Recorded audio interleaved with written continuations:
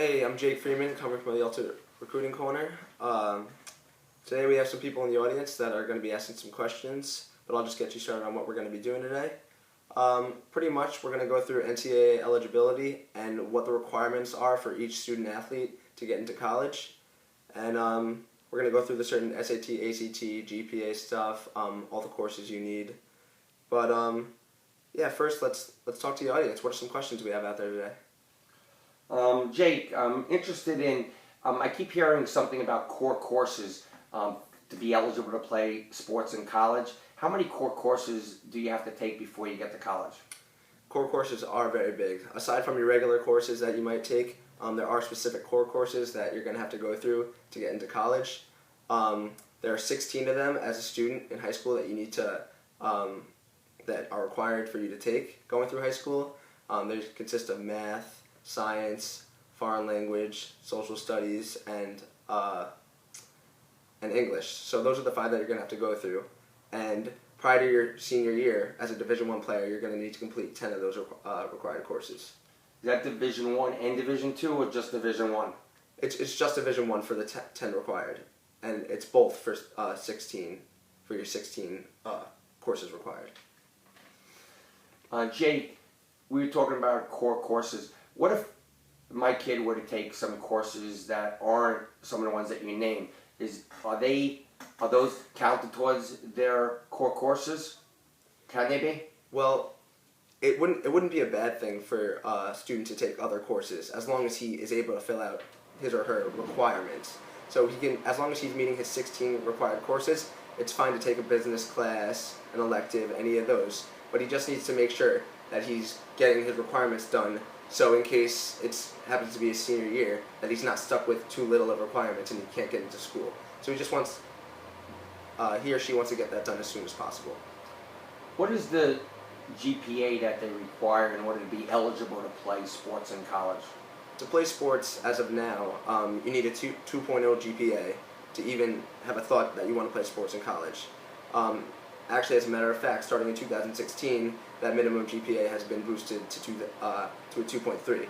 So just keep that in mind if your kid happens to be going to college after 2016.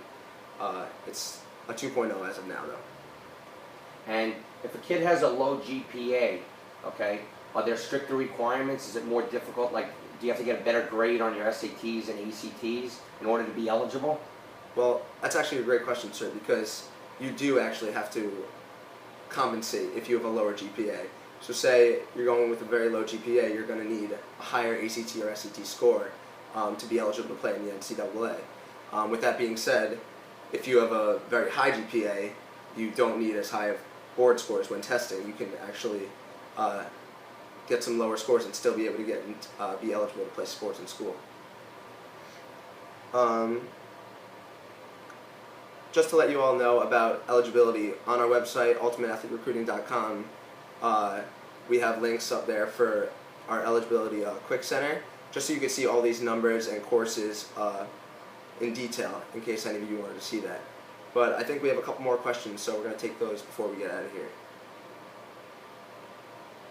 Excuse me, Jake, you had indicated that you were going to talk today about the SATs and ACTs. What recommendations would you take for my kid, who's not sure which one he wants to take? Well, that's a very good question too, because a lot of people are concerned with taking one or the other. But the truth is, some kids are better at the SAT and some kids are better at the ACT. So, as a former student athlete in high school who wanted to go to college, I would recommend taking both tests, because anyone could be better at certain kind of test taking or anything involving that. So it would be important to take both of them. And then, whichever the school wants, I'm sure they wouldn't have any necessities for taking one or the other, but it should be fine for you to take both and use either score. But I would definitely say take both, just to try both out. Jay, thanks for answering our questions. Which test would you recommend? When would you recommend that our kids start taking these tests? Well, a lot of people, student athletes and non-student athletes, start taking the ACTs and SATs usually by the end of their junior year. However, I would recommend taking them as early as possible, which is more likely at the beginning of your junior year, just because the earlier you get your scores in to coaches, the better chance you have of getting in, just because that's the earlier they can get to their admissions office and possibly help get you in as much as possible. So I would definitely say taking them on the earlier side of your junior year makes more sense when talking to coaches. Thank you. I have one more question for you. With reference to the SAT and ACT, what do they mean by super scoring? Because I keep hearing this phrase that they use called super scoring. And how do college coaches or colleges, do they super score grades? Yes, super score is pretty much another word for summing up your best scores. So it's mainly for the SAT, and what you do is there are 3 different parts of the SAT, and after taking the test 1, 2, or 3 times, what they do is they take your highest score from the math, highest score from the English, and highest score from the reading, and they're going to take your best 3 scores and put them into one test. So you're pretty much, it's only there to help you. Super score will help you get a better grade, and coaches like to see your best grade, so that will happen from super scoring. If my kid takes the test really early, as you're suggesting, and doesn't do well, is it going to hurt him in any way? No, as a matter of fact, if they're taking their test very early, nobody will see if they happen to take the first test and they do poorly. They'll be able to send in their best scores. So that's all that really is. You want to take it as many times to get the best score.